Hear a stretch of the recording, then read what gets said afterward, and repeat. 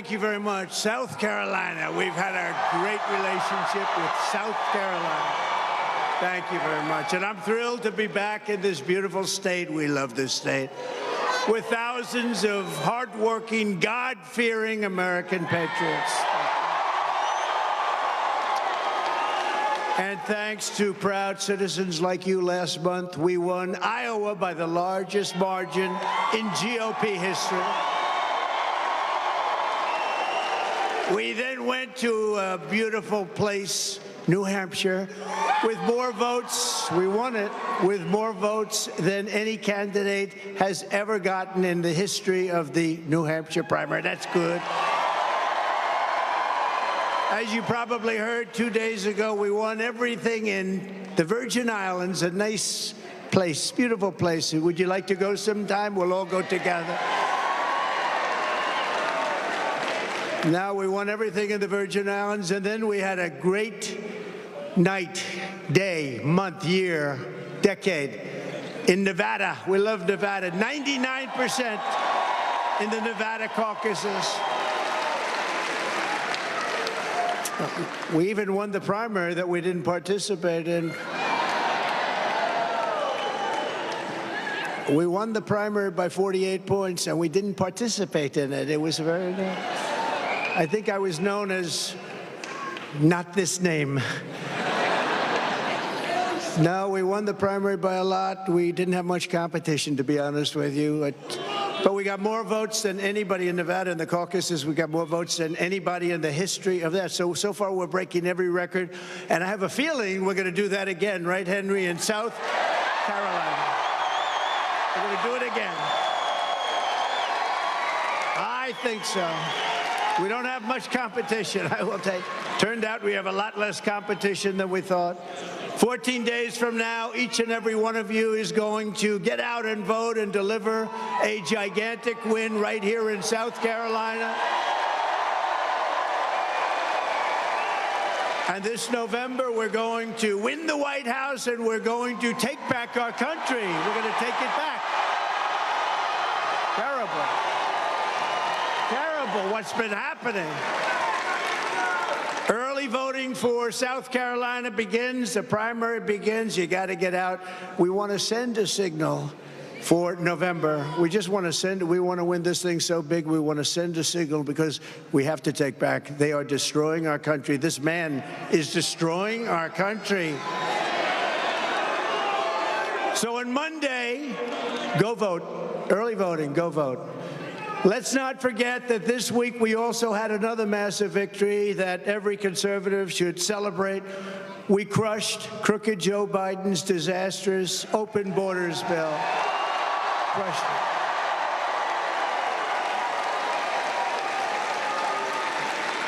it. Mike Johnson did a very good job, and the whole group did a great job in Congress. We crushed it.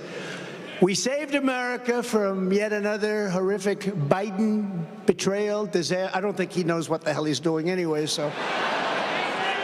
I always say by the people that surround him, or by, sometimes I'll interchange, I'll say by Barack Hussein Obama. Barack Hussein. But every time I say that, the fake news, oh, that's a lot of fake news back there. The fake news.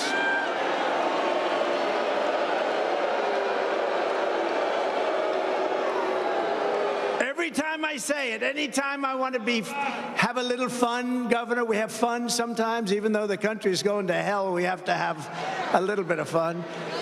But every time I interchange Barack Hussein Obama, remember Rush Limbaugh? He'd go, Barack Hussein Obama. I wonder what he was getting at. But every time I do interchanging, we do a little interchanging, they say, he doesn't know who the president is. He thinks it's Barack Obama. I say, no, but I think Barack Obama has a lot to do with running the country right now, and we can't let that happen. He has a lot to do with it. The other day got caught. I do the imitation where Biden can't find his way off the stage, right? He can't find the stairs. Well, right there I got one, I have two, I got three, and I could jump off the back or off the front if we had to, right? And so I do the imitation. It's just fun. I say, this guy can't put two sentences together. He can't even find his way off the stage. And then I go, watch. I'll imitate him, and I go like this. Huh. You ever notice he always goes, huh? He starts off good because he's pointing at the stairs, and then after that he's like, and then he turns around, huh?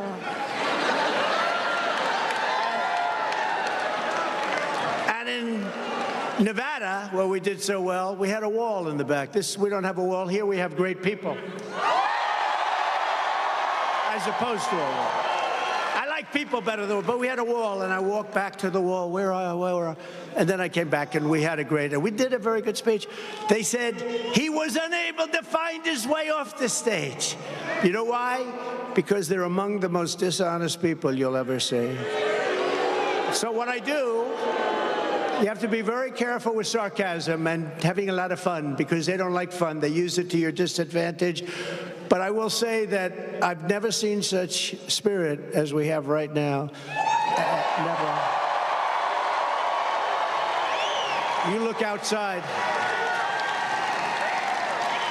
I mean, this is a big place and all, but I think you have 4 or 5 times the number of people outside. You can't get them in. Would anybody like to give up their place? No? No, Vernon? The answer is no.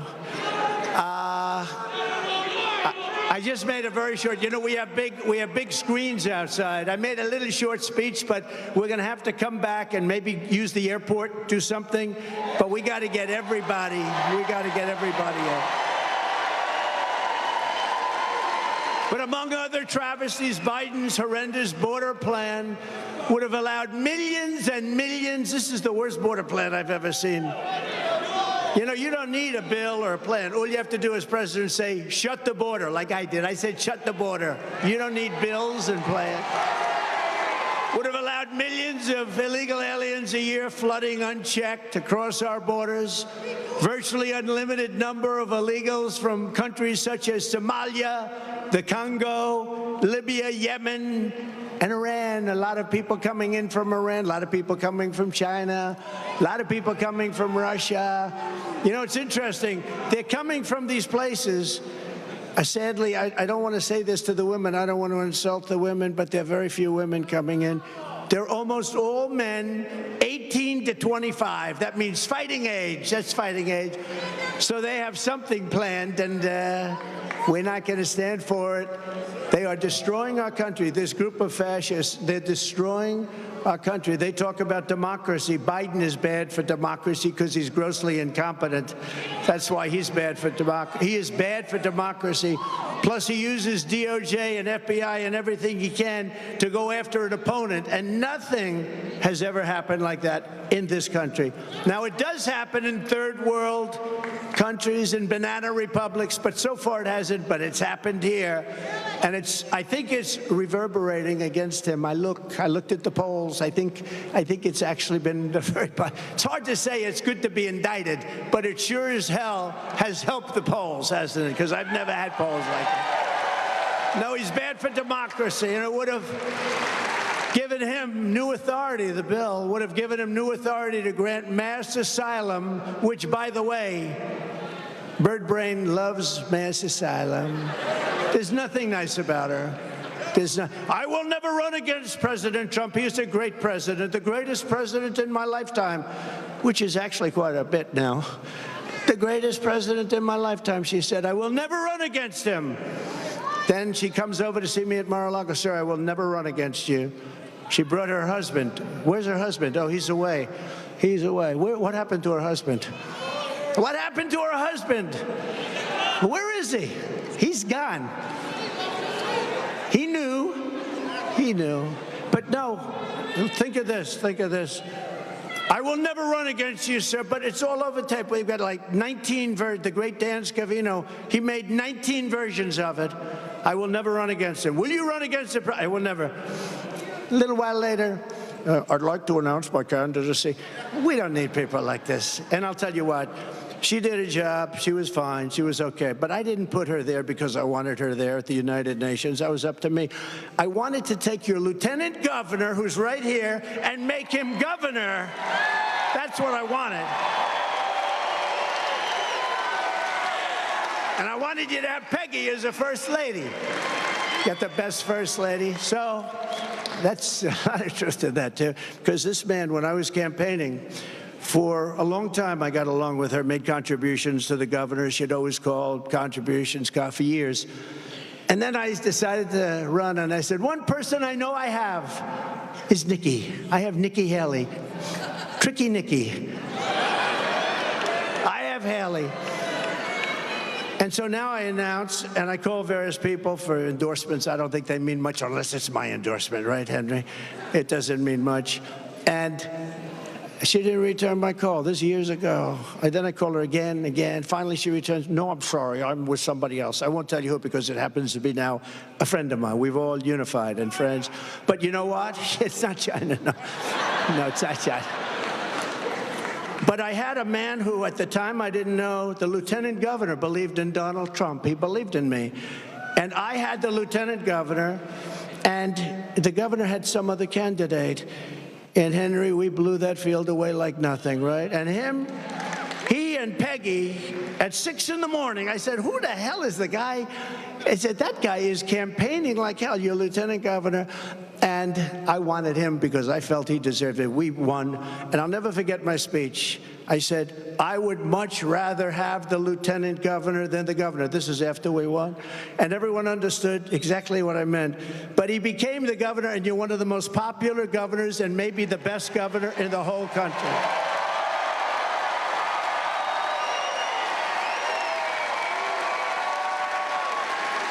He didn't expect to build up like that. He didn't think, he doesn't even care. He just wants to do his job. He's a great gentleman. That's a great couple. Thank you very much. And Peggy, thank you very much. Appreciate it. What Crooked Joe is doing to our border is a crime against this nation, but he will not get away with it. We're not going to allow these horrible offenses to take place. He'll be tried by the ballot box. You know that? He's going to be tried in, by, and for the ballot box in November. I have to say that, otherwise the fake news would say, oh, he was very threatening. Remember when Biden used to say, well, I'd like to take him behind the barn and punch him. If he ever punched me, it wouldn't last long. That's one wouldn't last. No, it's true. It wouldn't last long. 1, 2, 3 seconds. I'd go like this. That would be the end. That would be the end. I wouldn't have to be violent. No, but when he said it, the fake news said, oh, that's so cute, that's so nice. He's threatening to hit the hell out of me, and they thought it was nice. Now, if I said I'd punch him in the face, he'd go down like a ton of lard. Remember that expression? Ton of lard. They'd say, he's a fascist. It's terrible what he said. You know, by the way, we have a group of a lot of women. You love North Carolina, right? Okay. We have a lot of, they followed me now. This is the 129th rally that they've attended. Could I ask them, even though it's North Carolina, it's close enough, right? We love North Carolina. Would you stand up, please? Look at these people. Look at these people. Beautiful women. You're not allowed to say that anymore, but I'll say it. You are not allowed to say beautiful women. That usually is the end of a career, but I'll say it. They're beautiful women. They're incredible women. They're smart. The only thing I don't understand, I see one husband. They're good. Their husbands are home 129 times. What the hell are they doing? What did they say? No, they're great people. Thank you very much. Thank you. Thank you very much. Appreciate it. That's support. And we were treated very well, as you know. You know Laura, she lives in North Carolina, and she named the baby with Eric, named the baby Carolina. No discrimination. I said, is that north or the south? They said, it's both. It's both. So she's great. Thank you very much, everybody. Thank you for coming. I appreciate it. As you probably know, 2 days ago, the Biden Department of Injustice let Crooked Joe off the hook for some of his very egregious crimes, including his brazen theft of classified documents long before he was ever president. He's been doing this for 50 years. I couldn't believe it. I remember a certain senator got up and said, no way he did that, no way. But he did it. He took them when he was a senator. You can't do it. Now, in my case, I'm covered by the Presidential Records Act. I'm allowed to do what I do.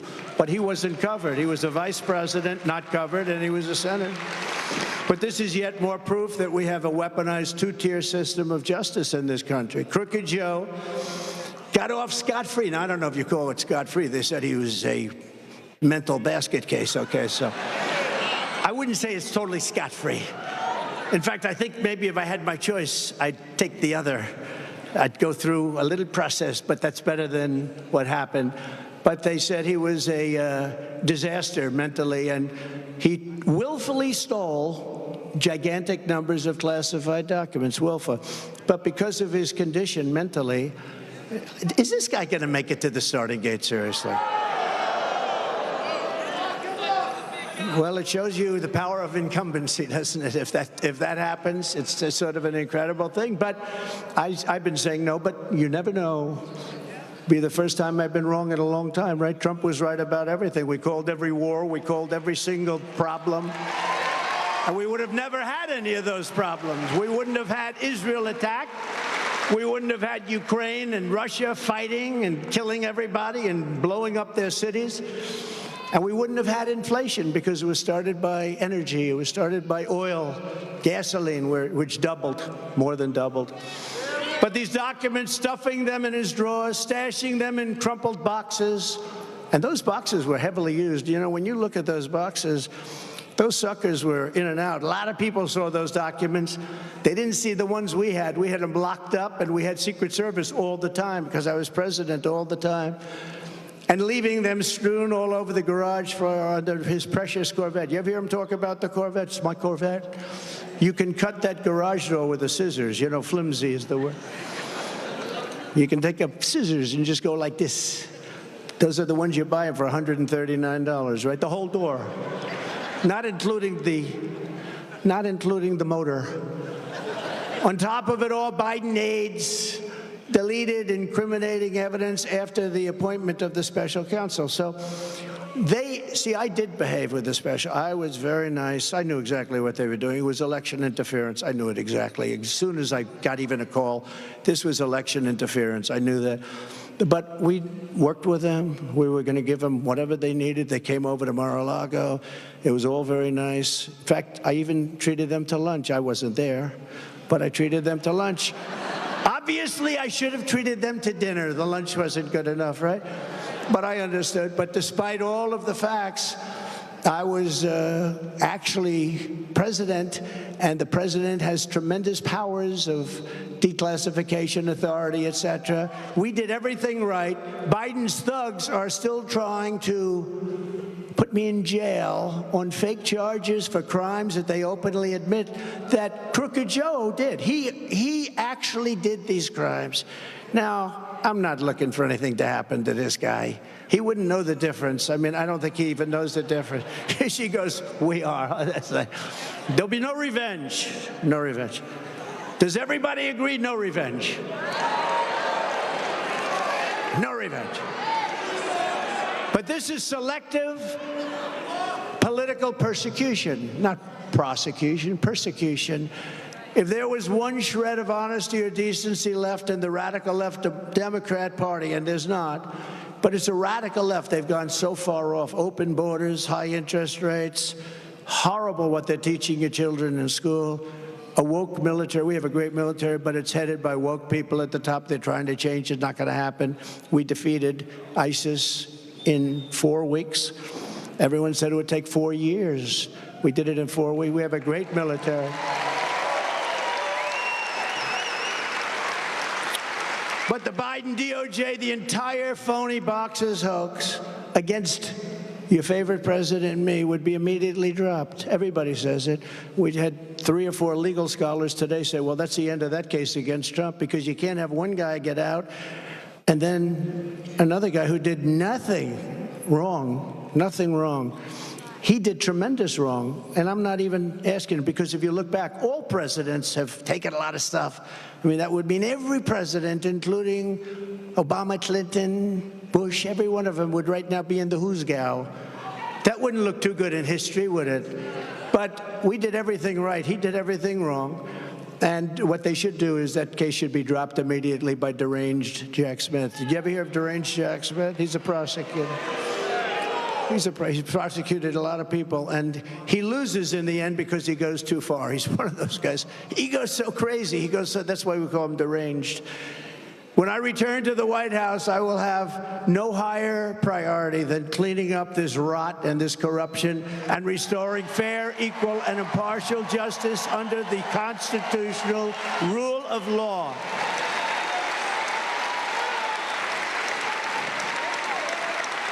The special counsel's report tries to let Biden off by claiming that he is too mentally incompetent to convict at a trial.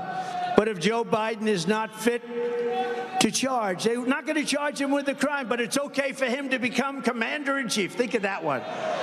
Thank you, that one.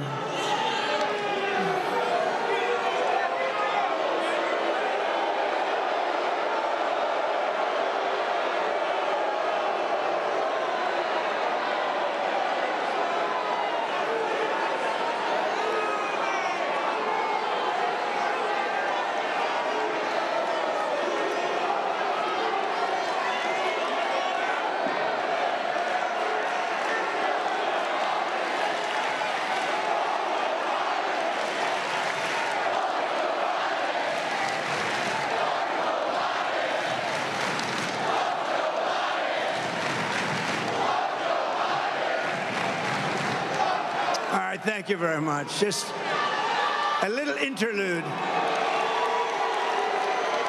You know, that used to happen all the time. Now it doesn't happen too much.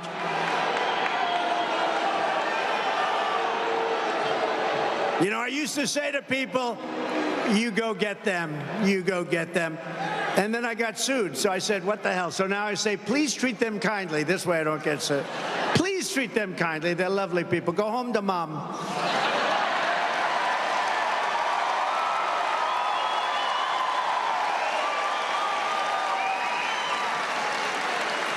We know that Joe Biden has always been too mentally incompetent. Is he gone? I think he's gone. We don't have that. Remember, we used to have it all the time. And I used to get angry with the cameras because they never show the crowd. They'll never show the crowd outside, which is many times the size of the crowd inside. They never do. But I used to get angry, and then I figured it must be the equipment. But I used to complain. They'd show me, my face, and a few of the people right back there, very attractive people. But they would never, it's true. But they would never show the crowd, and I'd complain, I'd call them up, I'd call Fox, would call everybody, would say, why aren't you showing the crowd? Because it's so impressive. And then I realized it's very expensive equipment. It's probably new, steel cable, steel bars, so you can't turn. And then we had a couple of incidents like that, and that equipment was able to turn like a pretzel. It was like over, around, down, under. They'd get chin shots. They got over the head shots. And then I realized it was just fake news. They don't like seeing crowds like this because it just happens. I mean, it's crazy. But this is far bigger than what we had. And this is 10 months out. I mean, this is far bigger than, look, nobody had more spirit than we had in 2016 and 2020. Again, much more than 2016. Much more than 2016. Bad thing happened, bad things. But this blows both of them away. There's never been spirit. And the reason is, you like me. Do you ever see where they say, well, we have two people running. I love this. These people, we have two people running, and they're both extremely unpopular. I'm not unpopular. I'm 92% in the Republican Party. I'm not unpopular.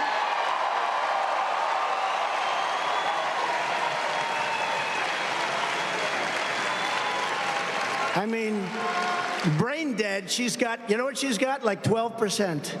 She's got 12%. There was a poll came out today, 87 to like 9, and they're 3% undecided. 3%. No, we gotta win this thing. We have to win it big. We have to win not against her. That's irrelevant. We have to win it. We have to set. That's why you have to vote. We have to set a signal out to the whole world that come November, it's going to be different. And the reason we have the spirit is because we see how bad they are. If you like me, I love you. I love you. I mean, we've never lost here. We've never lost here. We won our primaries. We won our general election. We don't lose in South Carolina. But you know, I'll tell you, we have to send out the signal that we're not playing games. In November, we're going to win. We're going to take it all back. And this is sending out the signal, just like in Iowa, just like in New Hampshire, just like the Virgin Islands. You know, they said, oh, she worked hard on the Virgin Islands. You know what she got? Nothing. The real problem facing our country is not Joe Biden's decline. The real problem is that Joe Biden is causing America's decline. He's causing it. Who the hell would allow people to pour into our country? Who would allow this to happen? We built 561 miles of wall. We were ready to put up another 200, way over what I projected and said. We were going to put up another 200. Everything was done. It was all made. Fantastic people. Tom Homan, you know Tom Homan, the great Tom Homan? I think he's here someplace. Brandon Judd from Border Patrol. The people from ICE are represented. ICE, how about ICE? They walk into a pack of the toughest gangs. They just walk in. You don't see anything happening except fists are flying. And then 2 minutes later, you see them walk out carrying real thugs, dangerous people, people that kill young girls walking to school. They knife them. They use a knife, not a gun, because it's more painful. These are real bad people. And the job that ICE does, we took out thousands and thousands of MS-13, the toughest gang, right, Lieutenant Governor? The toughest gang in the world. We took out thousands of them. And ICE did it. ICE is very incredible, brave patriots, really, and they don't get treated with respect, just like our great police officers. They do not get treated with the kind of respect that they should get. In everything he does, crooked Joe Biden puts illegal aliens first. He puts Ukraine first. He puts China first. Well, he has to put China first. He gets paid off by China. The guy gets millions of dollars. He gets millions of dollars. Why the hell wouldn't he put him first? He's actually afraid because they'll reveal, because they know how much he really got. You know, Congress has done a good job, but it's many times, if they find that, it's a little bit like the border. When they say that so many people were screened, they don't talk about the millions of people that came through. They come through the border, millions of people, and nobody knows what's going on. What's happening there is so bad. But when you look at it, he puts all of these countries first. He puts Hamas first. He puts Hezbollah first. He puts the environmental maniacs first, and I'm all for the environment. Nobody is more for it than me. But they're trying to destroy our country. You know, China is now building a coal plant a week, and we're not building anything. We're not building anything. The windmills aren't working, the most expensive form of energy ever. Germany tried it. They wanted to go for windmills and solar. They would have been out of business in about 3 months. Can't fire up the big factories, can't do it. And you have clean, beautiful natural gas. You have clean coal. You have great things. We have more, by the way, we have more liquid gold under our feet, right? Mr. Congressman, great job you did. Great speech. Great speech, Michael. But they put everyone first except us. He puts America last, and he puts our workers last. He puts our safety last. We don't know. You know, the people coming into our country, many, many terrorists coming in. They just did this chart on one of the fake news stations. I couldn't believe it. This is real news. 2019, they showed that under Trump, there were no terrorists. We had all sorts of bans. We had bans on everything. We didn't like people. We didn't like countries. We didn't like what was happening in the country. We didn't let them in. But we had big bans, and we got approval through the Supreme Court of the United States. It was very controversial. But we never had a terrorist attack during the 4 years that I was president, and we won't again. We won't again. Won't happen. You know, I wanted to talk about that so badly during my term, I said, you know, it's 2.5 years, 3 years, 3.5 years. I wanted to talk about it, Michael. I wanted to say, we never had a turf, but I didn't want to, I was afraid what might happen the next day. But we got through 4 years without an attack, and they knew they can't attack. They can't attack when Trump is president. Not going to happen. Because as your president, I put America first every single time, every day, and every night.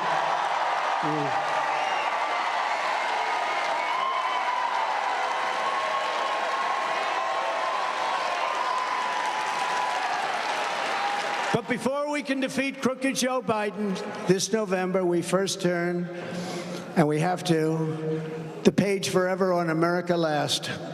He actually says, we've got to stop MAGA. Do you ever see him? Like, how about the scene where he had like the devil's colors behind him, right? And he's up there. Now, fortunately, he was stuttering badly, and he just, and this is not from any problem other than the brain's not working too well. We got to put America, we got to make America great again. Oh, is that what it means? Because he doesn't know. If you asked him, what does MAGA stand for, he would not be able to tell you. And I've called for cognitive tests. I actually think anybody running for president should have tests. I think, and I pass them every time. Dr. Ronnie Jackson gave me the first one. Anybody running for president.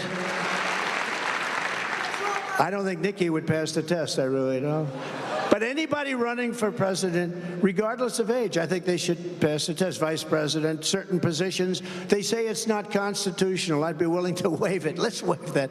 But I think they should. Haley is the candidate of globalists and warmongers who want to spend trillions and trillions of dollars on endless wars. She's always in favor of fighting wars. You know, during my term, we defeated ISIS. We knocked out the worst terrorists in the world. You know that. We took out the worst terrorists, the two of them. You know who they are. Took them out. Don't have to mention the names. Everyone knows who they are. Soleimani, you know that, right? Al-Baghdadi, you know, the founder of ISIS. We took him out.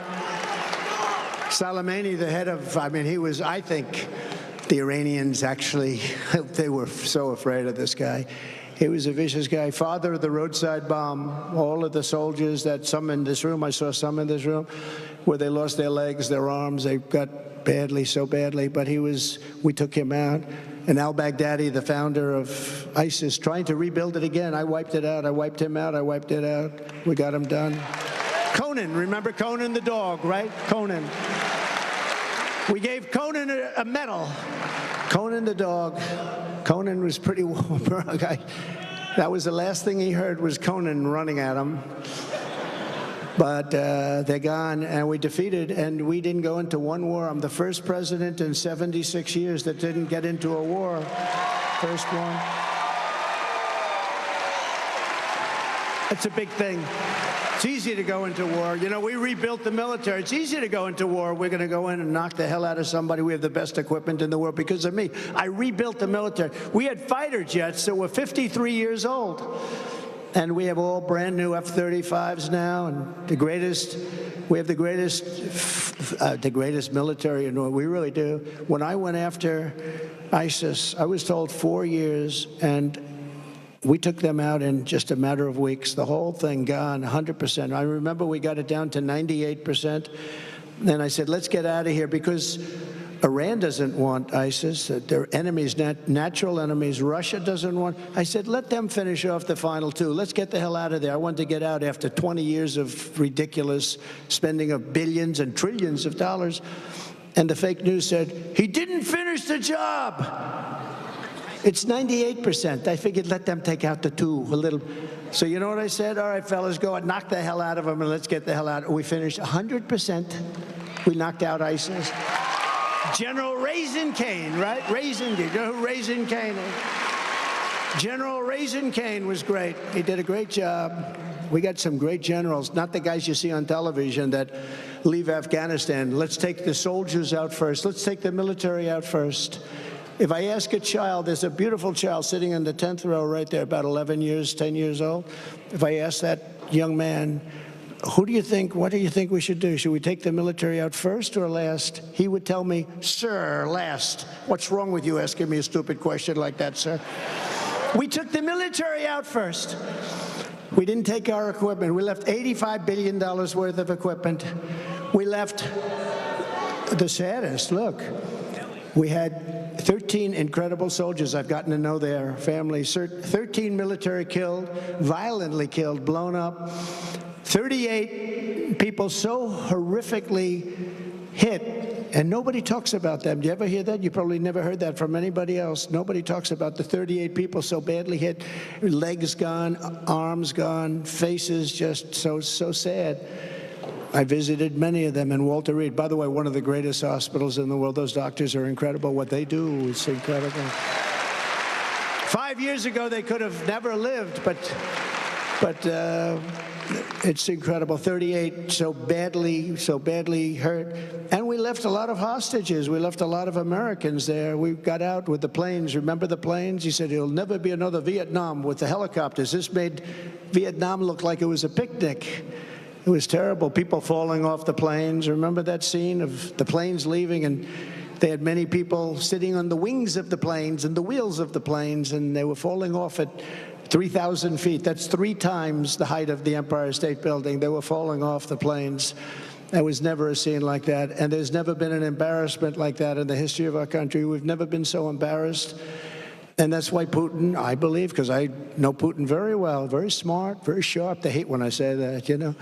They say, oh, you called him President Xi of China. I say, very smart man. They ask me, is he smart? I said, well, let's go a step above that. Let's say he's a brilliant guy. The press goes, he called President Xi brilliant. Well, here's a guy controls 1.4 billion people with an iron fist. Yeah, I'd say he's smart, but he respected this country. We didn't play games, and we took out billions, hundreds of billions of dollars out of China. No president has ever taken out 10 cents out of China. We take out hundreds of billions of dollars.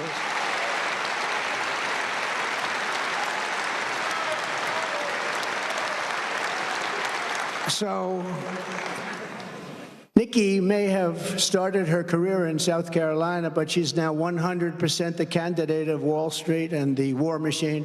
She wants to go to war with everybody. She wants to kill people.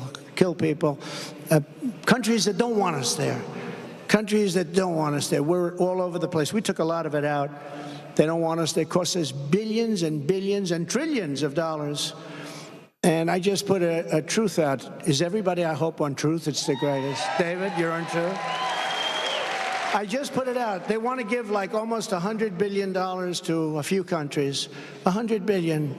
And I said, and I'm telling you this is breaking news. We have breaking news. I said, why do we do this? If you do, you give them not $100 billion. You give it to them as a loan. It's called a loan. Give them the money. And if they can pay it back, they pay it back. If they can't pay it back, they don't have to pay it back because, you know, they've got some problems. But if they go to another nation, they drop us like a dog, like a female drops a male after a date because he doesn't like her, right? If that happens to our country, then very simply, we call the loan and we say we want our money because we give money and then they go to another side. As an example, let's say we give all this money. We were already into Ukraine for over $200 billion. And they could make a deal with Russia in the next 3 weeks, and all of a sudden they don't want to deal with us anymore. We've given hundreds of billions of dollars. And why are we at over $200 billion? And the European nations are, if you add them up, it's a very similar sized economy. They're at $25 billion. So we're at 200 plus, and it affects them much more. We have a thing called an ocean between us, right? It affects them much more. But we're at 200, they're at 250. I did the same thing with NATO. I got them to pay up. NATO was busted until I came along. I said, everybody's going to pay. They said, well, if we don't pay, are you still going to protect us? I said, absolutely not. They couldn't believe the answer. And everybody, you never saw more money pour in to Secretary General Stoltenberg. Well, I don't know if he is anymore, but he was my biggest fan. He said, all these presidents came in, they'd make a speech, they'd leave, and that was it. And they all owed money. And they wouldn't pay it. I came in, I made a speech, and I said, you got to pay up. They asked me that question. One of the presidents of a big country stood up and said, well, sir, if we don't pay and we're attacked by Russia, will you protect us? I said, you didn't pay? You're delinquent? He said, yes, let's say that happened. No, I would not protect you. In fact, I would encourage them to do whatever the hell they want. You got to pay. You got to pay your bills. And the money came flowing in. And Henry would know this. If I said, yes, I will, you don't have to pay. Yes, I will. Most politicians have said to that, yes, we will protect you under any circumstance. Well, then they're never paying up. I said, no, you have to understand, you don't pay your bills, you get no protection. It's very simple. Hundreds of billions of dollars came into NATO, and that's why they have money today, because of what I did. And then I hear that they like Obama better. They should like Obama better. You know why? Because he didn't ask for anything. We were like the stupid country of the world, and we're not going to be the stupid country of the world any longer. We're not going to be. Got bad under this guy. So he now wants to send them $50, $60 billion. I have to say one thing. I think the greatest salesman ever in history is Zelensky. And I like Zelensky because during the hoax of, the impeachment hoax, they said I made a threatening phone call to him. And when they asked him, he said, no, it wasn't threatening. It was a very nice call. He could have played to the bandwagon. He didn't do that. He told the truth. So I like Zelensky. But that war's got to end. We can make a deal on that war. One of the things we're going to do is we're going to get that war ended. That war is a disaster. Thousands, hundreds of thousands of people are being killed, far more than you're reading about. And you notice you don't hear about that war anymore. You know why? Because they're not doing well, that's why. Because the fake news is totally bought in, and now they're saying this is not working out. No, we got to get that war settled, and I'll get it settled. It would have never happened with Putin. It would have never happened. And by the way, it didn't happen for 4 years. It didn't happen. We'll get it settled.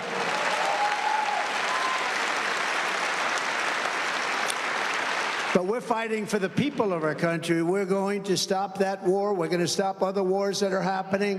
When you think of what took place in Israel just a short while ago, it would have never happened. Even the Democrats were on television the other day, Deface the Nation. Did you ever watch the show Deface? Ladies and gentlemen, it's Donald Trump on Deface the Nation.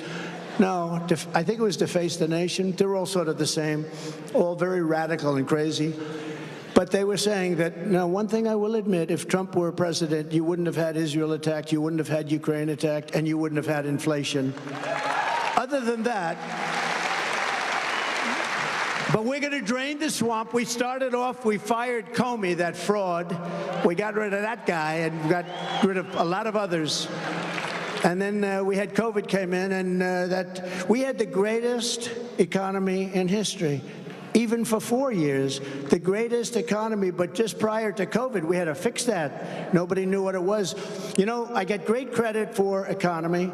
I get great credit for the military, great credit for foreign policy. Viktor Orban, did you ever hear of him? Prime Minister of Hungary, great guy. He was interviewed recently, and they said, what's going on? The whole world is blowing up. He said, I have a simple solution. Let the United States of America elect quickly Donald Trump. It will all end very fast. You're not going to have any more problems. He said, you're not going to have any problems.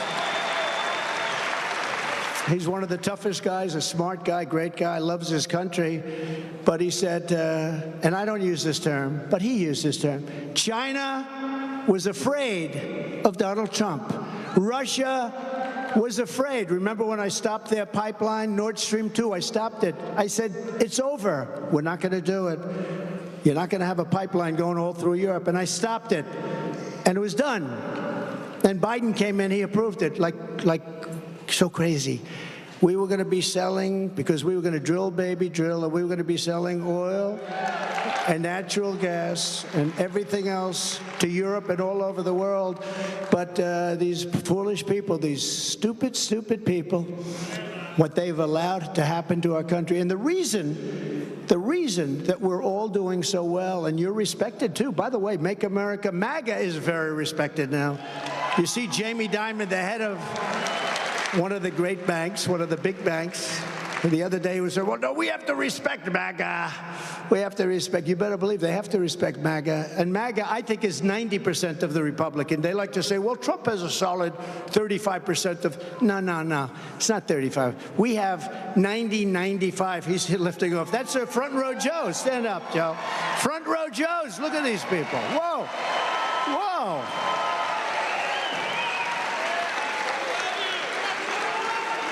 They might even have your record, North Carolina, okay? All these North Carolina women.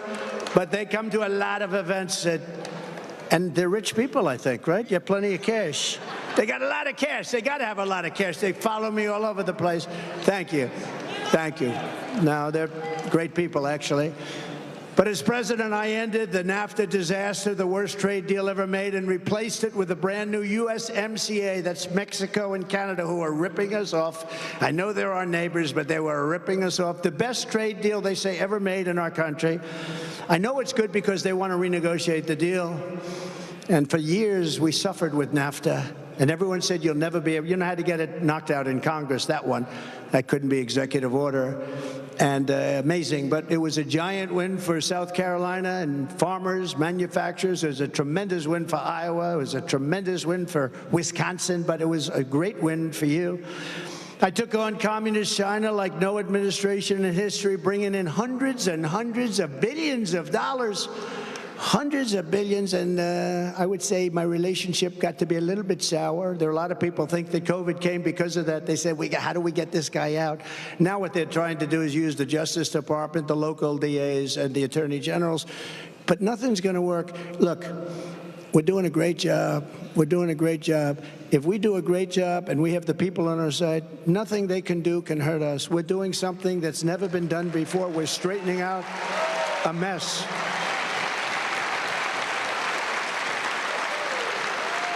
Then I gave, out of China, I gave our farmers $28 billion right out of those tariffs that China was paying, right out of the tariffs from China. Manufacturers, too. Remember, the night I won the Iowa caucuses, the Chinese stock market took a tremendous nosedive. Some people would say a little bit of a mini crash. I won Iowa by the record that we talked about. And the market dropped. Then the next week I won New Hampshire. The market went way down. The China market, what does that tell you? That tells you that you don't have to say anything. And I'm not looking to hurt them, but they have to treat us fairly. We're not looking to hurt China. We'll have a good relationship with China, I hope. But they respected us. They didn't want those tariffs. You know, for the first year, they pretended like the tariffs didn't bother them. I made it 25%, then I made it 35%. And they kept saying, it doesn't matter. It doesn't matter. We don't care about the tariffs. We're China. I said, I can't believe it. They don't care. It's a lot of money, but that's okay. Then I made it 45. Then I got a call from the top man, President Xi, who you have to respect for strong. Can you imagine him dealing with Biden? Biden walks in, he falls asleep. They said, get this guy out of here. He won't know. He won't know where he was. But I got a call from the top guy. He said, please stop the tariffs. You're killing us. I said, okay. But they're great negotiators. I mean, they are great much better than the people we have negotiating. We have these guys go over there begging. They're like beggars. But they knew that Crooked Joe and Nikki Haley are very good for China. They're China people. They're into China. Donald J. Trump is good for the United States of America. That's what I'm good for.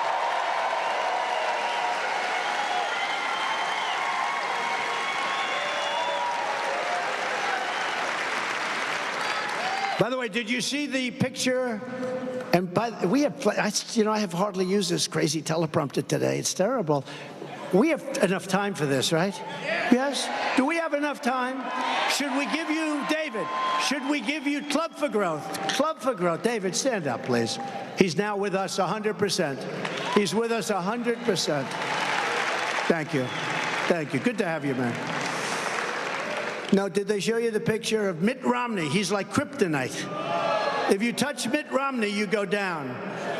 I had a certain senator, I won't say which one, I endorsed him. He took a 44-point lead, and then Mitt Romney got involved with him, and he started saying, here's the endorsement of Mitt Romney. That's a kill. He went from 44-point lead to a 10-point deficit, but I got involved because I knew it wasn't true, and he won his state. It was a great victory. I don't want to tell you the senator. A lot of people know. Could have been more than one senator. Mitt Romney is kryptonite. Mitt Romney is a friend of Nikki Haley. And you saw the screen. I think you saw the screenshot. And that was actually when she was with Barack Hussein Obama. Oh, do we have good work? This was not, exactly, this was not on the screen. Congratulations, people in the back.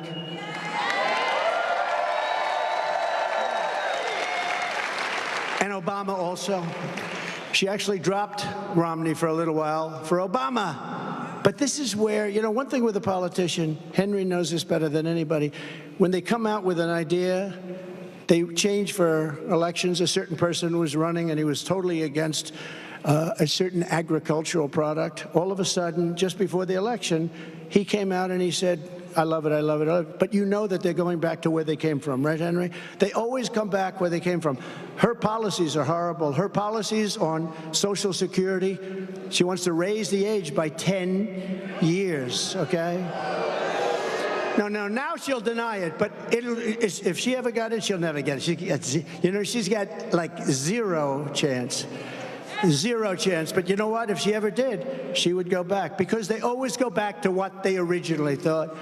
But it's no wonder Joe Biden and his thugs are so desperate to stop us. They know that we are the only ones who can stop them. We're the only ones. That's why they are weaponizing law enforcement for the high-level purpose of election interference, which is illegal, what they're doing, too, by the way.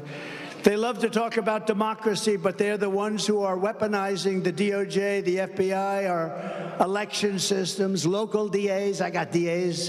If I fly over a Democrat state, if I fly over what's called the blue state in my plane, I get a subpoena the next day. Please report to a grand jury. Right, Vernon? I get a subpoena. I had more subpoenas than anybody probably in history. I think I had, between Congress and every Democrat DA, I think I had more. I always say, I said, I got indicted more than Alphonse Capone. Do you ever hear of Alphonse? A very nice gentleman, Scarface. Al Capone, the greatest of them all, the greatest mobster of them all. Trump got indicted more. Can you imagine? And it all took place within a matter of minutes. It's election interference, election. I wonder what my great father and mother, they're up in heaven. Believe it or not, my father was a tough guy, but he would make heaven because he had a great heart. And my mother, there's no doubt about it. My father is questionable, but my mother, there's no doubt. But they're both up there, and they're looking up, and they're looking. She's going to say, Mary, our son is indicted more than Al Capone. How the hell did this ever happen? And it all took place within moments. But they're coming after you in many ways. They're coming after you. I'm just, I'm just stopping them. I'm stopping them. I always will. Somebody asked me the other day, a very important, a very, very successful guy asked me, they see what we have to go through with these maniacs. They're lunatics, and they see what I go through. And I say, it doesn't bother me because I have such support. It really doesn't bother me, which probably tells you there's a little bit of a screw loose there, because a lot of people would be not able to function. But it actually it inspires me. They said, if you had it to do again, you had a great life. I had the greatest life. I had the most beautiful places. I had a beautiful life. I did tremendous, had a book. It became the biggest book. Many books, but had a book, one of the biggest books ever, a thing called The Art of the Deal. Had a television show, became the top show, The Apprentice. I didn't know anything about television. I didn't know anything about books. One of the greatest real estate developers, what I do best is build. I'm a great developer. That's what I did. I made a lot of money with it. You see that when you look at my statements, which are now public for everybody to see. I did great. But they say to me, you had a great life, have great homes, Mar-a-Lago, and many others like it. Then they say, if you had it to do again, would you do it? I never hesitate. I said, absolutely, I'd do it. I would have none of this happening, because what I'm doing is necessary, and if I didn't do it, our country is gone. I believe our country would be gone. I really do. I really do. So in a sense, I'm doing it for you, but in a sense, I'm doing it for my family. I'm doing it for a lot of great people, but I don't even hesitate. They asked me two questions. First is that, would you do it again? And they're always surprised when I say absolutely. You got to go to Joe. On Monday, I have a court case. On Tuesday, it's okay. It's all right.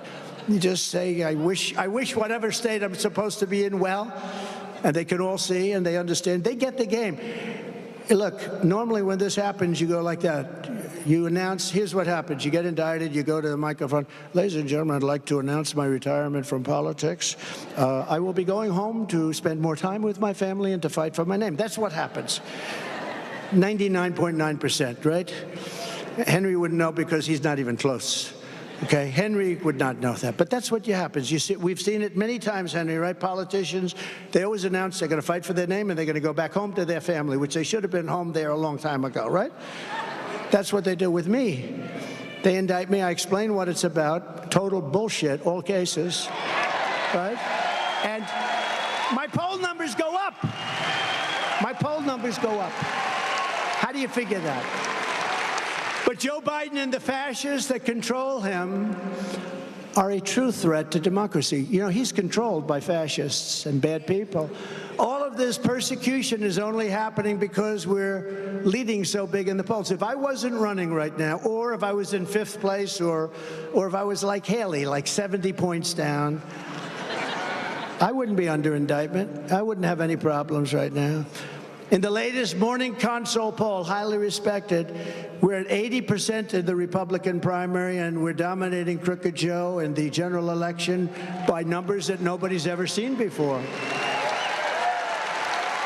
fact, our lead against Biden is the largest it has ever been, 6, 7, 8, 9. We have one at 11 points, which is hard. I have a friend that called me. He's not into politics. He said, could I ask you a question? How come you're only leading Biden by 8 points?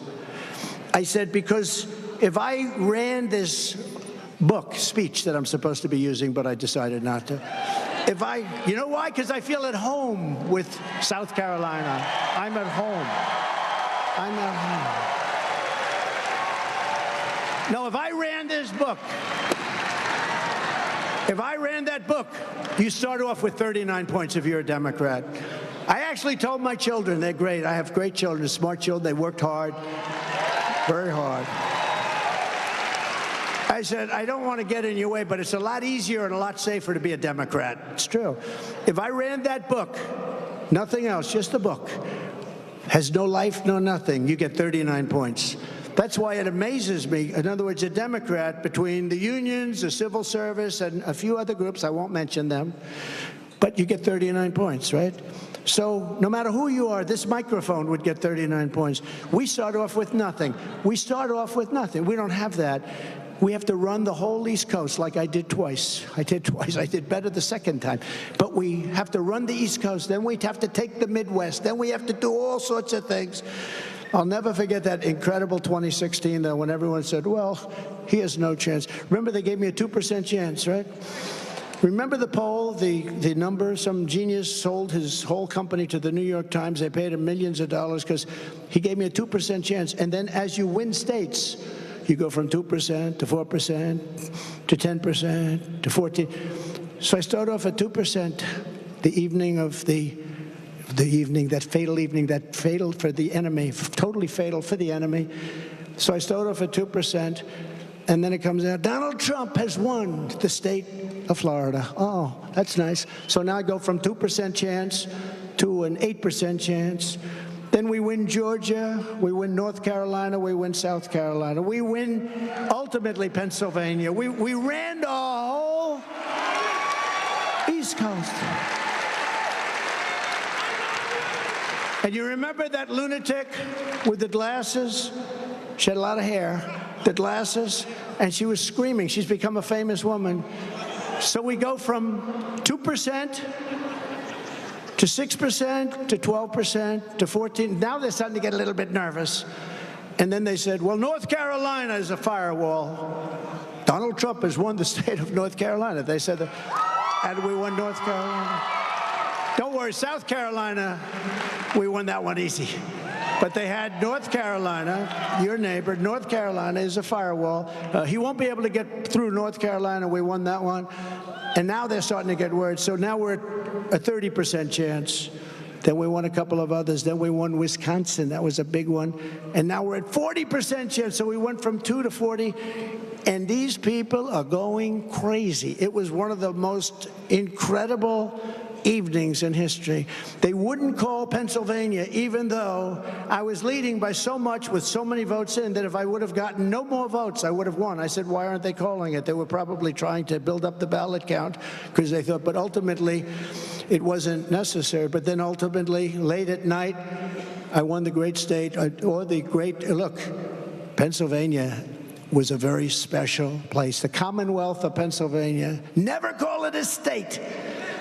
I'm glad I corrected myself. You know, if you don't correct these people, they have a field day. Even when you do correct, they'll put it in, oh, did he say state? They don't have the correction. I never correct because I hate to admit I'm wrong. It's the Commonwealth of Pennsylvania, David. So we win the Commonwealth of Pennsylvania, great Commonwealth, where I went to school. And a lot of things happened, and that was one of the most exciting evenings anyone's ever had. We had a great time. The radical left Democrats want Nikki Haley because they know that she's easy to beat. She's very easy to beat. Haley supports a 23% national sales tax, and she wants to gut Medicare and Social Security and raise the retirement age of Social Security by 10 years. Anybody getting ready for the Social Security? Would you mind? So you're ready for next year. In 6 months, darling, in 6 months, I'm getting my Social Security. I've waited for years for this. Oh, Nikki Haley just added 10 more years. That's not going to have much of an impact, right? She just added 10 years. But she gave land away in your state. She gave land away, as you know, to China. But most importantly, I'm beating Biden in almost every poll, and she's not beating Biden. She's misrepresenting a lot of things. And on the amnesty bill, she sided with crooked Joe Biden, and I sided with the people of the United States of America. A little different. The radical left Democrats rigged the presidential election of 2020, and we're not going to allow them to rig the presidential election of 2024. We're not going to allow it. Not going to allow it. And every time the radical left Democrats, Marxists, communists, and fascists indict me, I consider it a great badge of honor. I consider it a great badge. These are very bad people. These are very crooked people because I'm being indicted for you. Thank you very much. I appreciate it. Never forget, our enemies want to take away my freedom because I will never let them take away your freedom. They want to silence me because I will never let them silence you. I never will let that happen. And in the end, they're not after me. They're after you. I just happen to be standing in the way, and I always will. So we're delighted to be joined today by a gentleman. I'd give him big place. I don't have to do too much, but we're really happy to have so many incredible political people that love your state and love our country. Governor Henry McMaster is here. Henry, thank you. And our First Lady, Peggy, thank you, Peggy. Lieutenant Governor Pamela Evett is here. Thank you, Pamela. Great job. Great job. We have many members of Congress: Russell Fry, Nancy Mace, William Timmons, Joe Wilson, Mike Waltz, who you heard before, Horry County GOP Chairman Reese Boyd, done a great job. Thank you, Reese. And our 2020 Horry County Captain, Jerry McDaniel. I see Jerry back there someplace. Hi, Jerry. A man who did a fantastic job as ambassador. He really, one of the best. He really brought a lot of people together. Ambassador Ed McMullen. Thank you. A very good person, Pastor Mark Burns. Mark, stand up. Thanks. Wherever you may be. A fantastic woman, a true patriot, Laura Loomer. Laura, thank you. Thank you. Thank you, Laura. A man who's on our side, he's committed to us, and he really does get it, and politically he's as savvy as anybody there is, David McIntosh. David, thank you very much. And the next congressman from North Carolina's 6th District. I have to go to this one because he's a friend of my son, Don. And my son says he's such an incredible guy. He suffered a terrible tragedy. His brother very recently died from an overdose of fentanyl, unknowing, and it's been devastating to him. But the 6th District, North Carolina, Addison McDowell, he's here someplace. Addison, thank you. Thank you. We're with you. He has my complete and total endorsement, okay? So go get him. Go get him. Your brother's looking down, and he's very proud of you right now. So thank you very much. From the very first day that we take back the White House from crooked Joe Biden, I believe, and I believe this strongly, we're going to have the 4 greatest years in the history of our country. And frankly, we have to. We have to. We have no choice because we're so far behind. We had the greatest economy in history, and now we have what's gone on. I mean, the inflation, what it's done to people, it's devastated people, 35, 40, 50%, if you think, for basic staples. We appointed over 300 federal judges and 3 great Supreme Court justices. That was a big thing. We fully rebuilt the United States military and created Space Force, the first time since Air Force 78 years ago, right, Mr. Congressman? And you helped us, Mike. You helped us, Mike. That was a good speech you made, Mike. I was very proud of you. I didn't know his wife had more time than you, though, and that's pretty impressive. Stand up, please. She had more time. She's great. That's very good. We passed a thing called Right to Try. You know what that is? That was a big deal. They've been trying to do it for 70 years. It's not as easy as it sounds, but this is where we have the greatest doctors and lab technicians and labs in the world for medical purposes and for other purposes, too. And we have drugs and space-age things and bio that nobody in the world has, but we're not allowed to use them because the FDA said they may be dangerous. I said, wait a minute, may be dangerous. People are terminally ill. They're not going to be dangerous. These people have to take them. And I was able to work a deal and get it passed. Oh, are you? Oh, thank you. Wow. That's good. We've saved thousands of lives. Thank you very much. You're okay now. Wow. And I never met that woman in my life. I know what happens. They'll say, she was a shill. They put her in. That's great. That's great. And many, many people, thousands and thousands of people have been saved. And we gave them the right to try. We gave them the right. They were going to Asia. They were going to Europe. They were going all over the world. And if they had no money, they were just going home and dying. Most of them had no money. They go home and die. But we gave them a license. And it was very tough because the doctors didn't want it, because they didn't want it on the records. The drug companies hated the idea because they didn't want to take somebody that was very severely ill, terminally ill, and if the drug doesn't work, they're going to have to report it. So we made the insurance companies hated it, and the country hated it because the country ends up being sued all the time. So they have to sign what's called a release. And we released the country from liability. They released the drug companies from liability. And the drug companies didn't have to report when somebody is that ill. They had a separate list. And this was such a success, Right to Try. And thousands of people are living now who would be dead. And some are living without a problem, where they're literally healthy people. They don't even have to go back. I'm so proud of you. That's so great. Wow, that's really nice. Thank you very much. That is so nice that you do that. Thank you very much. And for our great veterans, we passed VA accountability and VA choice. Now, accountability is we fired 9,000 people from the Veterans Administration, the hospitals. They were sadists. They were thieves. They would beat up our soldiers when our soldiers weren't in prime time. They couldn't have done it in prime time. They would have gotten their ass kicked. But they did. They were sadists. They were actually, who would think this? And you couldn't, because of civil service laws, you couldn't do anything about it. They would steal. In Arizona, we had somebody stole $400,000 and they couldn't fire the person. They caught them stealing $400,000 and you couldn't fire them because of the laws. Well, we got accountability done, and we got something that was even better.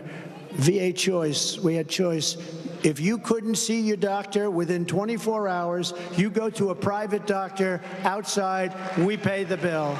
We saved thousands of lives, thousands and thousands of lives. And we had the most, thank you. That was so great. You know, it's interesting, when I did that, I came up with that idea at a meeting. I had a meeting with a lot of generals, and they were saying how bad it was in the Veterans Administration because people would have to wait 3, 4, 5 months to see a doctor. You're pointing, right? 3, 4, 5 months. Sometimes they'd never get to see a doctor. And I said, I have an idea.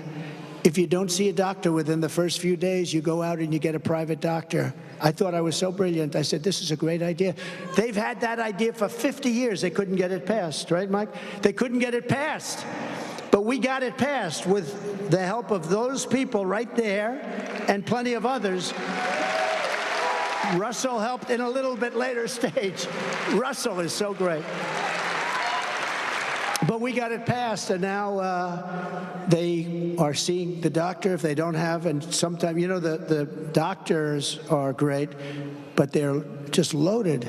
And what happens is we send those people out, we pay that, we have deals worked out with many doctors all over, and they come back, and we're saving thousands of lives by doing that. I mean, some people go in, they're not very sick, and after waiting for 4 or 5 months without seeing a doctor, they become terminally ill for something that could have been done with a simple procedure, even a simple pill.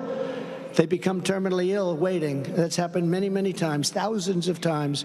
And I'm very proud of Right to Try because everyone said you couldn't get it approved. It would almost be impossible. I had to go through Congress, so we appreciate the congressman and David, your help too. We appreciate the people in the room. A lot of these people worked very hard on that one, especially. And we had the most secure border in the history of our country. 3 years ago, we had the most secure border in the history of our country. We ended catch and release in our country. We had catch and release, but it was in Mexico. We released them in Mexico. We built tremendous hundreds of miles of the wall. We got Mexico to give us, free of charge, 28,000 soldiers right on our border, and we created the strongest border that we've ever had. We got rid of so many things, and for medical reasons, if you were sick, you couldn't come into our country. You know all about that. We had a lot of things. They've given it all up. Now we have people that are not only, in many cases, from prisons and jails and from mental institutions. We have people pouring into our country that are very ill, and diseases that can be passed on to others, and they're coming in by the thousands and tens of thousands. And if you want, I said to my people, should I do it? And they said, well, you could ask, would you like to hear the snake? Does anybody know? You know the snake, right? Should we do the snake? Does everybody have time? It's not too long. So this is a little takeoff on a very successful song from many, many years ago. And it was redone a little bit to make it more pertinent. But I think it is because we have people coming into our country who shouldn't be here. We have people coming into our country who are going to cause tremendous problems, 100% certain that there'll be terrorist attacks in the not-too-distant future, 100%. That's a pretty big statement. So we did this, we wrote it, and people really understand it. It's very understandable and beautiful and tragic, both at the same time. On her way to work one morning, down the path along the lake, a tender-hearted woman saw a poor, half-frozen snake. Her pretty colored skin had been all frosted with the dew. Poor thing, she said, I'll take you in, and I'll take care of you. Take me in, O tender woman, take me in for heaven's sake. Take me in, O tender woman, cried the vicious snake. She wrapped him up all cozy in a comforter of silk and laid him by the fireside with some honey and some milk. She turned away from him and looked him in the eye. She said she finally had arrived, and now she could be happy taking care of this magnificent creature. Take me in, O tender woman, take me in for heaven's sake. Take me in, O tender woman, cried the vicious snake. She clutched him to her bosom. You're so beautiful, she cried, but if I hadn't brought you in by now, you surely would have died. She stroked his pretty skin again and kissed him and held him tight. But instead of saying, "Thank you, ma'am," the snake gave her a vicious bite. "Take me in, O tender woman. Take me in for heaven's sake. Take me in, O tender woman," cried the vicious snake. "I saved you," cried the woman, "and you've bitten me, but why? You know your bite is poisonous, and now I'm going to die." "Shut up, silly woman," said the reptile with a grin. "You knew damn well I was a snake before you took me in." That's what's happening on our border. We're allowing people to pour in. We're allowing people to pour into our country. They shouldn't be allowed to pour into our country. They're going to cause tremendous problems. And again, mental institutions, they're coming in from everywhere. And it's a very sad thing. This is not going to turn out well. And the biggest problem I have, even with the election, is 10 months is a long time. 10 months is a long time. These people have done such damage to our country. I would oftentimes say in speeches that if you took the 5 worst presidents, I then changed it to the 10 worst presidents. If you took the 10 worst presidents in the history of our country and added them together, they wouldn't have done the damage that Biden has done to our country. It's true. It's true. This border problem is a big problem. This is big. This is big stuff. On day one, I will terminate every open border policy of the Biden administration, and we will begin the largest domestic deportation operation in American history. We have no choice.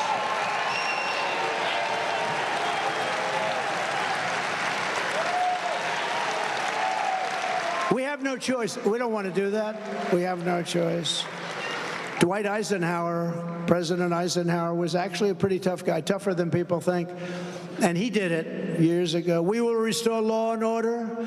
I will direct a completely overhauled DOJ to investigate every radical, out-of-control prosecutor in America for their illegal, racist, and reverse enforcement of the law.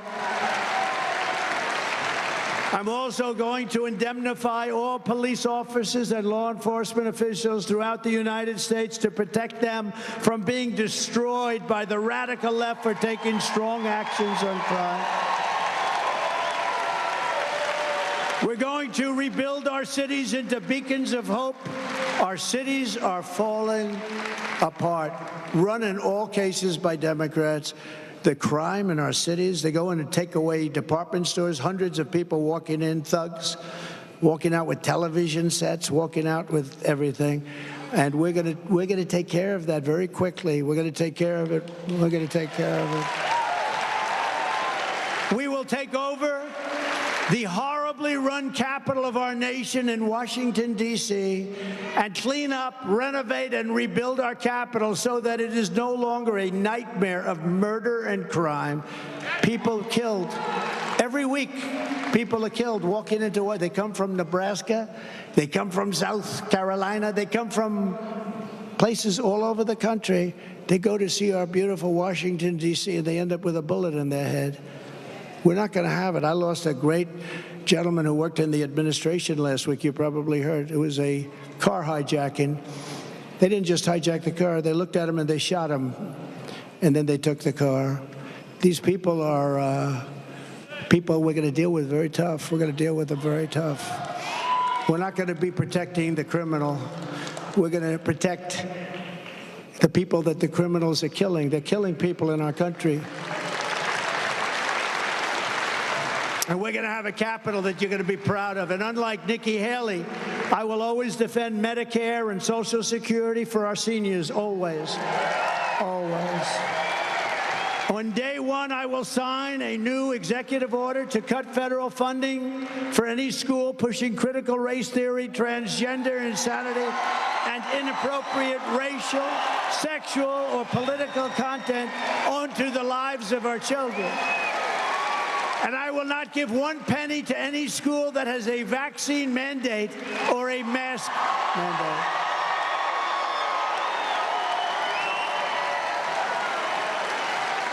And I can't even believe I have to say it, but I do have to say it because I guess I'm a politician. I guess. I don't feel like a politician. I will keep men out of women's sports. 100%. And I will fully uphold the Second Amendment, our very under siege. We will protect innocent life and will restore free speech into our country. We don't have free speech. We don't have a fair press, and we don't have free speech. And I will secure our elections. One of the most important things, remember, to have a great country, you have to have strong borders and free elections. We have neither. We have neither. Our goal will be one-day voting with paper ballots, voter ID. One-day voting. By the way, the paper ballots cost 9% the cost of what you're doing right now, and they're faster and they're far more secure. So if you want to save America, vote for Trump. Get out and vote. Vote Republican. The primary is Saturday, February 24th. Early in-person voting begins this Monday and ends on February 22nd. It's closed Sunday. Remember that. The 18th and Monday, the 19th for President's Day, but go out and get a little bit early. Nikki is pushing Democrats to vote. She wants Democrats because she's not getting the Republicans. They don't. And the Democrats aren't going to do that. She did the same thing in New Hampshire. They allowed Democrats to vote in the Republican primary. Do you ever hear that one? Well, hate to say you have a little bit of that too, but not as severe. But she's pressing the Democrats. Details are sc.donaldjtrump.com. So in conclusion, together we are taking on some of the most menacing forces and vicious opponents our people have ever seen. We've never seen anything like what's happening in our country. And the danger from within is far greater, in my opinion, than the danger on the outside of our country. That's danger, but this is serious. The fascists, the communists, the serious socialists. We don't even talk about socialism. I mean, remember I said, we will never have a socialist country. I was right. We skipped over socialism. We went right down to communism. It's horrible what's happening. But no matter how hateful and corrupt the communists and criminals we are fighting against may be, you must never forget this nation does not belong to them. This nation belongs to you. This is your home. This is your heritage. And our American liberty is your God-given right. From Columbia to Conway, from Greenville to Garden City, and from Foley Beach to Myrtle Beach, we stand on the shoulders of South Carolina heroes who crossed the oceans, settled the continent, tamed the wilderness, laid down the railroads, raised up those big, beautiful skyscrapers. I did that. Won 2 world wars, defeated fascism and communism, and made America the single greatest nation in the world.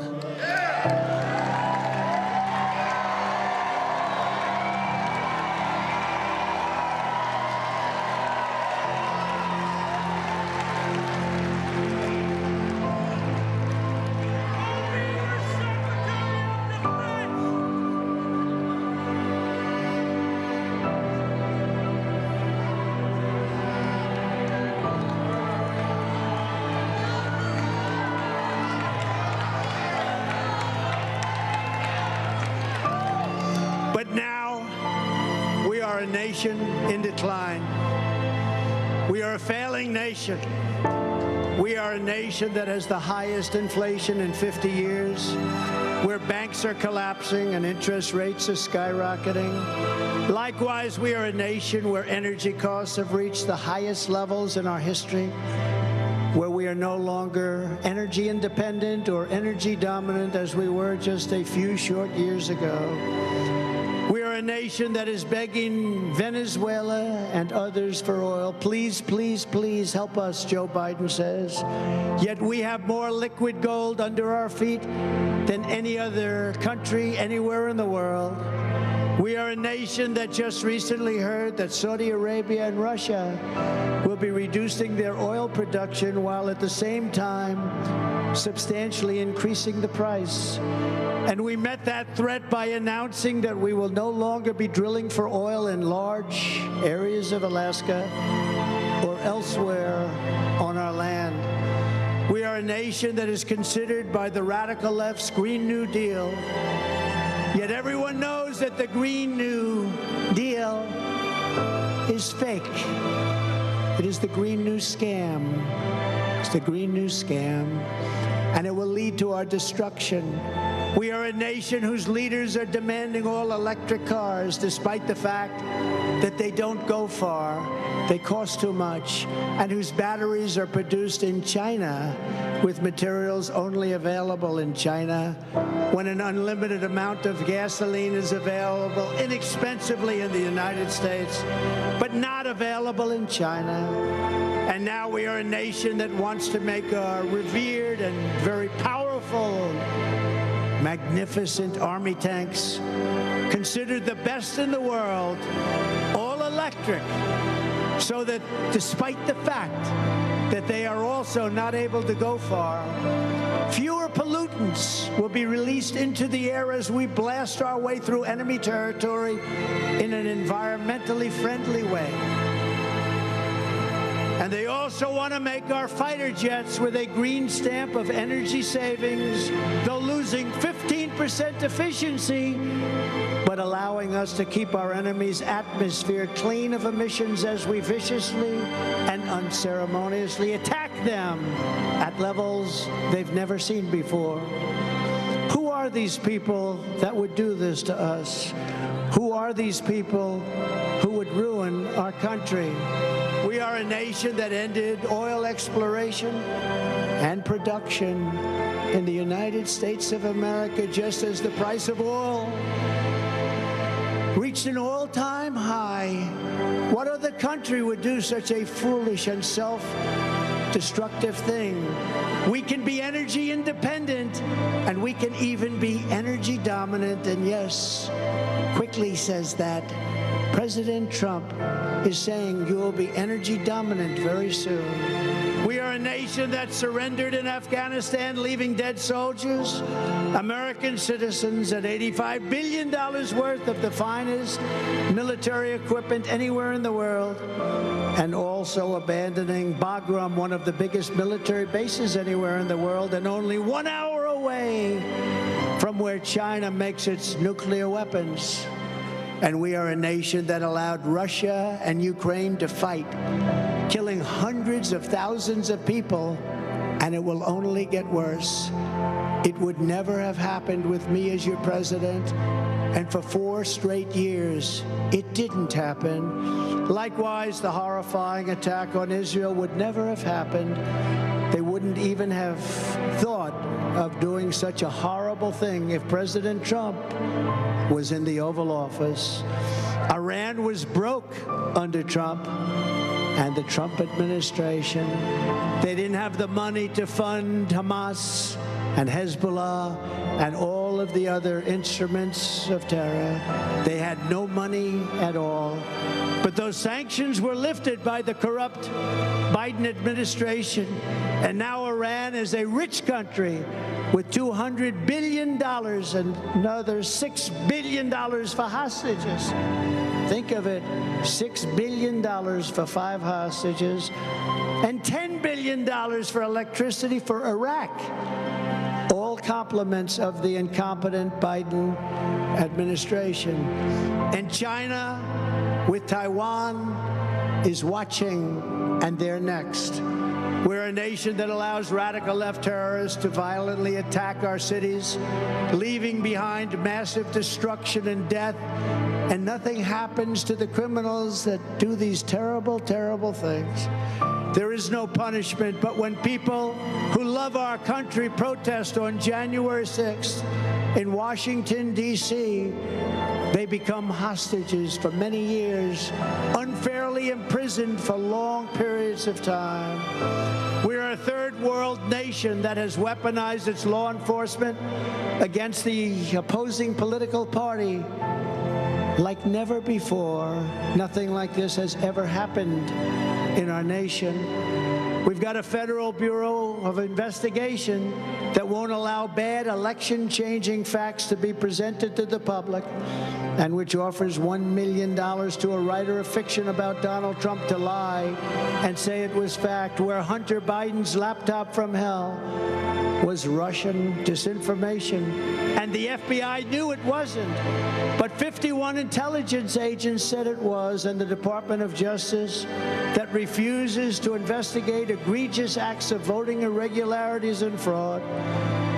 And we have a man who is totally corrupt and the worst president in the history of our country, who is cognitively impaired, in no condition to lead, and is now in charge of dealing with Russia and possible nuclear war, which would be World War III and far more devastating than any of the previous world wars because of the power of weaponry like no one has ever seen before. We're a nation that no longer has a free and fair press. Fake news is all you get, and they are indeed the enemy of the people. They refuse to discuss the Biden crime family, but enjoy covering false indictments of Donald J. Trump, who has done nothing wrong except win an election that they didn't think could be won. We are a nation where free speech is no longer allowed, and where crime is rampant and out of control like never, ever before. We are a nation that is allowing Iran to build a massive nuclear weapon and China to use the trillions and trillions of dollars it has taken from us to build a military to rival our own. And less than 3 years ago, we had Iran, China, Russia, and North Korea in check.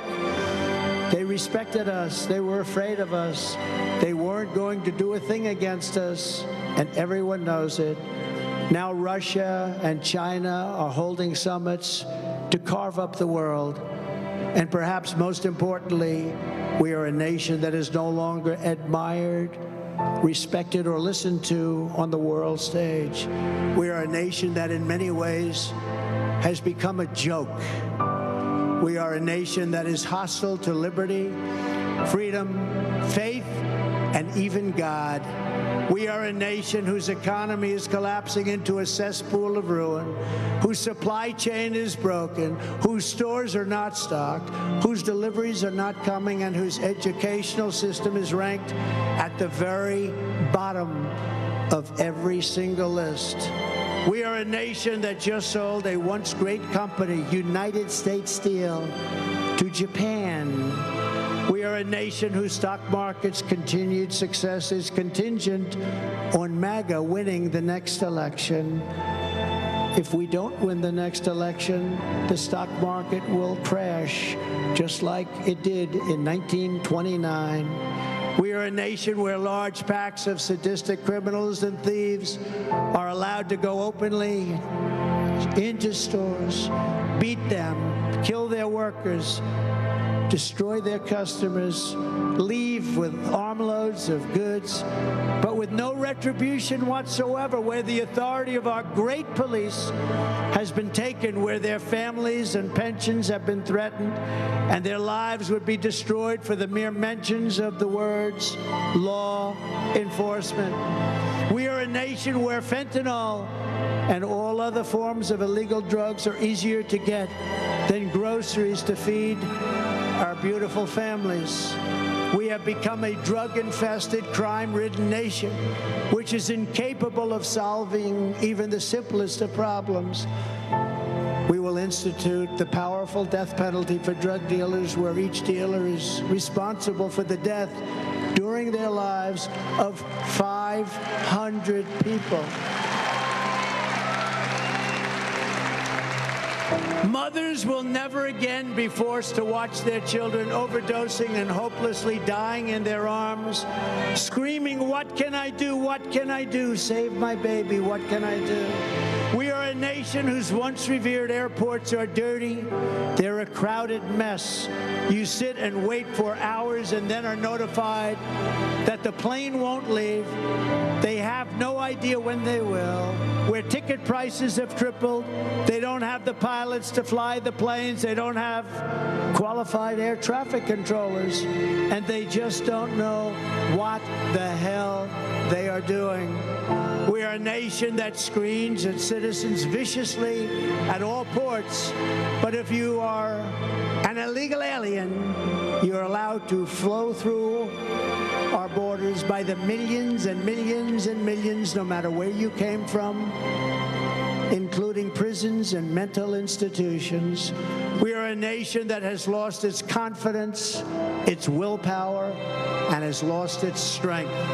We are a nation that has lost its way, but we are not going to allow this horror to continue.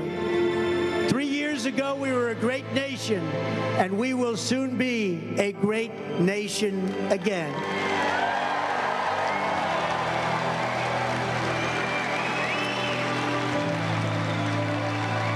It was hard-working patriots like you who built this country, and it is hard-working patriots like you who are going to save our country. We will fight for America like no one has ever fought before. 2024 is our final battle. With you at my side, we will demolish the deep state. We will expel the warmongers from our government. We will drive out the globalists. We will cast out the communists, Marxists, and fascists. And we will throw off the sick political class that hates our country. We will rout the fake news media. We will drain the swamp. We will liberate our country from these tyrants and villains. Once and for all, we will be liberated. We will be free. Like those patriots before us, we will not bend, we will not break, we will not yield, we will never give in, we will never give up, we will never, ever back down. With your support, we will go on to victory, the likes of which no one has ever seen before.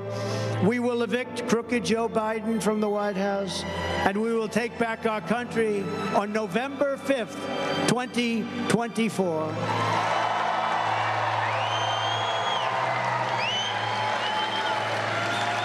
The great silent majority is rising like never before, and under our leadership, the forgotten man and woman will be forgotten no longer. We are one movement, one people, one family, and one glorious nation under God.